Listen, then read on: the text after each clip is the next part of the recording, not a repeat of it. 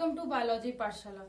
Today's class is dedicated 12th class student और आज की पाठशाला में हम बात करेंगे सेट नंबर 4 की। अब तक के सफर में हम सेट नंबर 7, 6, 5 तक पहुंच चुके हैं और सफलतापूर्वक इसका अपलोडिंग हो चुका है। आज की पाठशाला को स्टार्ट करने से पहले या कुछ भी समझाने से पहले हम बच्चों को मोटिवेशन मैसेज देते हैं। मेरा मानना है कि लाइफ में मोटिवेशन मैसेज एक रेमेडी की तरीके काम करता है और आज की सीरीज का मोटिवेशन मैसेज कुछ इस तरीके से है कि मेरे प्यारे बच्चों, मैं आपसे एक जो मेरे अंदर से एक आ रहा है एक शब्द कहना चाहती हूँ, तो करो ना, तुम्हें किसने रोका है। आप जो कुछ भी करना चाहते हैं उसे करिए, आपको कौन रोक रहा है। व्यक्तिगत रूप से अगर मैं देखूं तो आपको अगर ठीक कोई रोक सकता है तो वो सिर्फ आप है, और अगर आपको कोई बढ़ा सकता है तो वो सिर्फ आप हो। तो बेहतर है ना कि हम करके किसी चीज पे हम उसको रिजल्ट दें, है ना। क्या होगा क्या नहीं होगा ये बहुत बात की बातें होती हैं। एटलीस्ट हम उस सफर तक तो पहुंचे, प्रयास तो करें, वहां तक जाएं, तो ये बहुत मायने रखता है। ठीक है, इससे आपके अंदर पॉजिटिविटी आती है, इससे आपके अंदर एक एनालिज्म आता है और आप लाइफ में बहुत कुछ अचीव कर सकते हो। क्यों ऐसा कहा जाता है कि एक्सपीरियंस या ऑब्जर्वेशन बहुत मायने रखते हैं। ये मेरी बात याद रखिएगा, वाकई में ये बहुत मायने रखते हैं और इसे समझा पाना मेरे लिए आज कठिन है, लेकिन मुझे लगता है कि जब आप खुद इसे ऑब्जर्व करेंगे तो शायद बहुत सरल होगा। अगर हम आज की पाठशाला की बात करें तो आज की पाठशाला का जो टॉपिक है वो है सेट नंबर 4 सेक्शंस जो चल रहा है 12th क्लास के लिए चल रहा है और बायोलॉजी है। ठीक, तो इसका सबसे पहला क्वेश्चन है, कह रहा है कि एक प्रारूपिक आवर्त बीजी पराग कोश में लघु बीजाणुधानियों की संख्या होती है 4।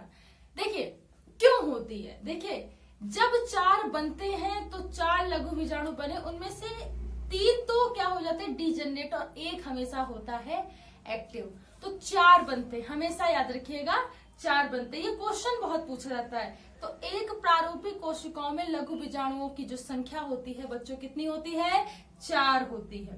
कह रहा है स्त्री में अंतररोपण के समय भ्रूण की किस अवस्था में होता है। तो कि स्त्री में जो अंतररोपण होता है, ठीक है, जो फोल्डिंग होती है, इसे मैं कहूँ इंटरनल फोल्डिंग होती है, और फोल्ड से कई प्रकार के कोशिकाओं को जो अंतर्वलन जिसे हम लोग कहते हैं नॉर्मल भाषा में, तो उससे कई प्रकार के स्ट्रक्चर का फॉर्मेशन होता है। फोल्डिंग से कई प्रकार के नोट्स का, ठीक है, लिम्स का, बहुत सारे अगर मैं बात करूं मायोजेनिक से रिलेटेड या हार्ट या ब्लड से रिलेटेड, लीवर का, ओके, किडनी का एज वेल एज मैं ये कह सकती। तो ये सारी चीजों का जो फॉर्मेशन होता है that is the blastula stage, blastula अवस्था में होता है। तो ये बात याद रखेंगे।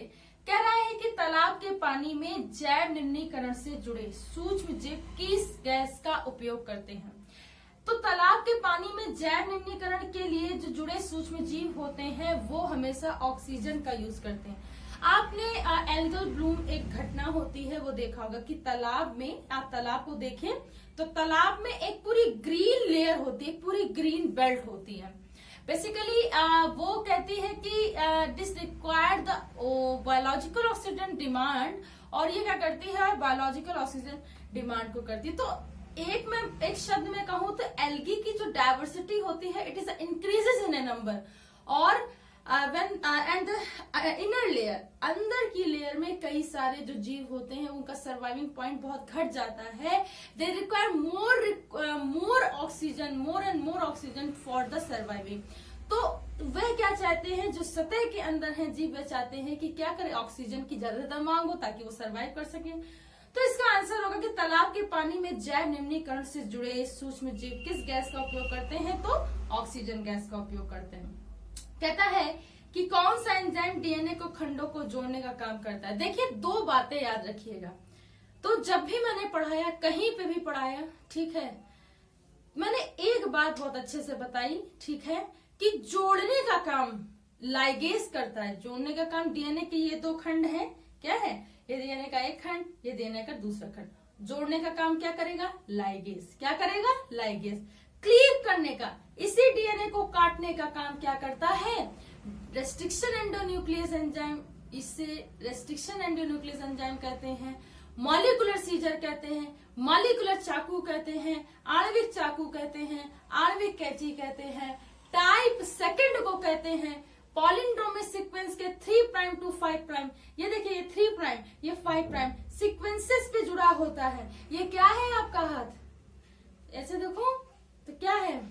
एडेनिन, गुआनिन, थाइमिन, ठीक है कि नहीं? ATGC है, तो इसको आप ऐसे याद कर सकते हैं। Ankit Tiwari and girls company, यही है आपका हाथ है, और इसमें 5 प्राइम टू 3 प्राइम, 3 प्राइम से 5 प्राइम क्या होता है? जुड़ा होता है, याद रखेंगे। कह रहा है कि एक परिपक्व परागकण में समाहित कोशिकाओं के नाम लिखे। देखिए, जो परागकण होता है या पॉलन ग्रेन होता है, उसमें माइक्रो और मेगा दोनों ही क्या होते हैं? अगर मैं बात करूं तो जो मैचुरेशन की बात होती है तो उसमें दोनों पाए जाते हैं, लेकिन अगर नर यानी कि मेल गैमेटोफाइट, क्योंकि परागकण क्या होते हैं? मेल गैमेटोफाइट में होते हैं, तो उसमें क्या होंगे? मेगा होंगे, और मेगा स्पोरोफिल जो होते हैं उससे मेगा स्पोरेंजियम बनते हैं, मेगा स्पोरेंजियम से मेगा स्पोर बनेंगे, और मेगा स्पोर से क्या होता है कि डेवलपमेंट होता है पॉलन ग्रेन के फॉर्म में। और वो पॉलन ग्रेन क्या करता है? With the help of air, wind and we can say dead water, इनकी सहायता से क्या करेगा? पॉलिनेशन का प्रोसेस करता है। तो ये बात हमें याद रखनी है, ठीक है। कह रहा है किसी एक क्लोनिंग संवाहक का नाम लिखिए जिसमें बिना गुणसूत्रीय नियंत्रण के स्वतंत्र रूप से जीवाणु कोशिकाओं के अंदर प्रतिकृति करने की क्षमता होती है। तो अगर हम PBR322 की बात करें, क्लोनिंग वेक्टर या संवाहक PBR322 की बात करें, तो इसमें क्या होता है? एक संवाहक है, और ये इसका काफी यूज होता है बायोटेक्नोलॉजी के अगर क्षेत्र में मैं कहूं, और साथ ही साथ इसका सबसे बड़ा यूज क्या है? आजकल क्लोनिंग में सबसे ज्यादा यूज किया जा रहा है। इसकी विशेषता क्या है कि गुणसूत्रीय नियंत्रण के रूप में स्वतंत्र रूप से जीवाणु की कोशिकाओं के अंदर तक प्रतिकृति करने क्षमता होती है। आप इसकी बात समझते हैं कि इसका क्या विशेषता हो सकती है? यानी कि एक से, आप समझ रहे हैं, एक से कई सारे क्लोन बनाने में सफलता पूर्वक इसको बनाया जा सकता है। तो ये अपने आप में बहुत बड़ी बात होती है। इसलिए मैं बताऊं कि PBR322 का काफी ज्यादा यूज किया जाता है। क्या किया जाता है? यूज किया जाता है। तो आप ये भी याद रखेंगे। कह रहा है कि उस प्रक्रिया का नाम बताइए जिसमें कि ग्राफियन पुटकट फट करके द्वितीय कंडक को अंडाशय से मोचित करती है। देखिए, इस प्रक्रिया में क्या होता है कि भाई मोचित करेगी, मोचित करने का मतलब वो रिलीज करेगी, है कि नहीं भाई? एग को रिलीज करेगी, और एग को रिलीज करेगी यानी कि उसका फॉर्मेशन होगा एक तरीके से मैं कहूं तो। फॉर्मेशन जो होता है एग का, वो oogenesis का प्रोसेस होता है।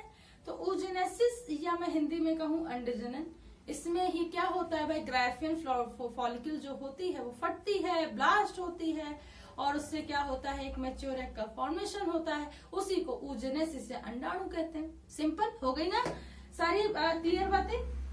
उसके बाद कह रहा है कि शाकाहारी जीवों से अपनी आहार पूर्ति करने वाले उपभोक्ताओं क्या कहते हैं? शाकाहारी जीवों से अपने आहार की पूर्ति करने के लिए, देखिए दिमाग नहीं लगा सकते, थोड़ा सा लगाओ, थोड़ा सा ब्रेन को लगाओ। कह रहा है कि शाकाहारी जीवों से अपने आहार की पूर्ति करने वाले उपभोक्ताओं क्या करें? भाई सीधी सी बात है, सबसे पहले क्या हो गया? उत्पादक। वो क्या है? हरे पौधे, प्रोड्यूसर जिसे कहते हैं। अब उसको ग्रहण करने वाले क्या हो गए? प्राथमिक उपभोक्ता। कौन कौन से? जैसे कि मैं खरगोश कहूँ, बकरी कहूँ। अब कह रहा है कि ऐसे उपभोक्ता का नाम बताइए जो शाकाहारी जंतुओं पर निर्भर होते हैं। तो प्राथमिक श्रेणी के उपभोक्ता हुए। और खाएंगे कौन? द्वितीय श्रेणी का उपभोक्ता। एग्जाम्पल क्या है बच्चों? तो याद रखिए, खरगोश, बकरी, कितने शाकाहारी जंतु होते हैं। बात समझ में आ रही? तो ये बात आपको याद रखनी है। सो आई होप आज की पाठशाला को समझ में आई हो। अगर आज की पाठशाला को समझ में आई हो तो जिससे ज्यादा से ज्यादा लोगों तक शेयर कीजिए, सब्सक्राइब कीजिए और लाइक कीजिए। सो बायोलॉजी पाठशाला को बहुत धीरे धीरे धीरे धीरे लाइक मिल रहे हैं। मैं चाहती हूँ कि इसे थोड़ा सा और स्प्रेडिंग करो। काफी लोगों तक, मतलब सारे बच्चे देख लेते हैं लेकिन देते नहीं है ना, ठीक है, थोड़ी सी कंजूसी करते हैं देने में। तो दीजिए, इसे शेयर कीजिए, लाइक कीजिए, सब्सक्राइब कीजिए। सो बायोलॉजी पाठशाला का जो बेल आइकन है उस घंटे के बटन को दबा रखिए ताकि आने वाले लेटेस्ट अपडेट आप तक पहुंच सके। तो मैं जल्द ही मैं अनाउंसमेंट करूंगी नीट के लिए प्लस रेगुलर बेसिस पर मास्टर लेवल का कुछ मैं प्रिपेयर कर रही हूँ वो जल्दी ही आप तक पहुंचेगा। So keep watching to all student. Thanks again.